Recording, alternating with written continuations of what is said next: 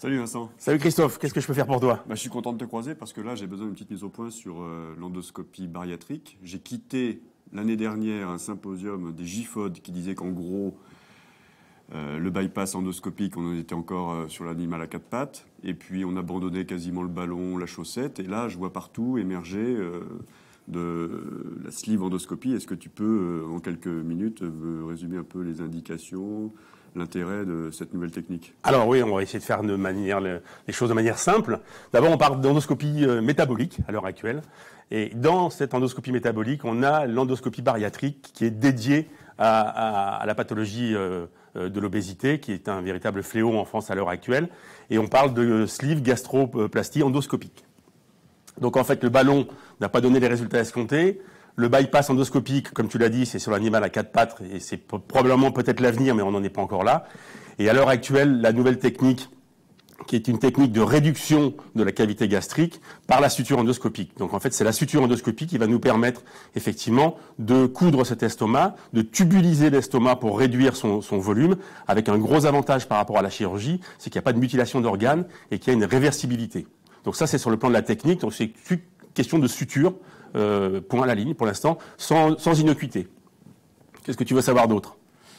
Les indications actuelles. Alors, les indications. On parle déjà d'obésité, il faut le rappeler, pour un IMC, un index de masse corporelle supérieur à 30, d'accord?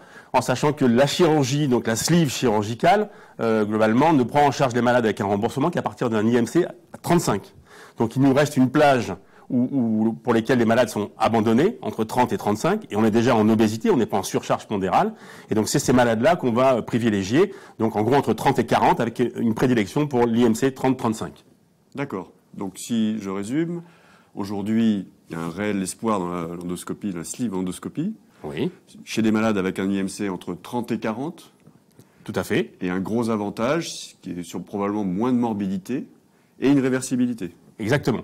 Donc, sur le plan de la technique et des effets secondaires, c'est relativement simple. Moins de 2% d'effets secondaires. Des effets secondaires qui sont totalement, je dirais, inoffensifs, puisque c'est des hématomes. Il y a eu quelques cas d'abcès et il y a eu quelques cas d'hémorragie, tous réversibles et traités par la voie endoscopique. Ça, c'est pour les effets secondaires. Sur le plan des résultats, parce qu'il faut en parler, il y a maintenant des méta-analyses et on a des reculs de 3 à 5 ans, avec une perte de poids totale à 6 mois qui avoisine les 15%, et à 24 mois qui avoisine les 18,6%. Et après, je terminerai par l'avenir. C'est une association avec les médicaments qui sont les agonistes des GLP, donc des glucagon-like peptides, qui permet en association à la gastroplastie de franchir la barre des 20 à 25% de perte de poids totale, ce qui nous donne en gros un équivalent de sleeve chirurgicale. D'accord. Et sur le plan technique, j'ai entendu dire que c'était pas si compliqué que ça. Alors, je vais peut-être faire hurler, mais je dirais que c'est même relativement simple, avec ce qu'il appelle une learning curve qui est assez rapide.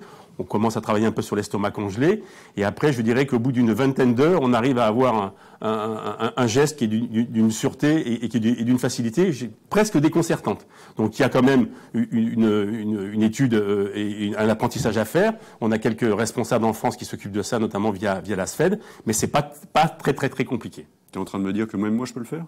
Même un hépatologue.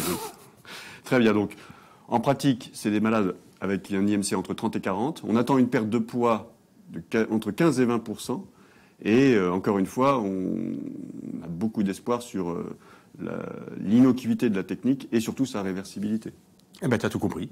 Il n'y a plus qu'à m'envoyer des malades. Merci Vincent. Merci Christophe.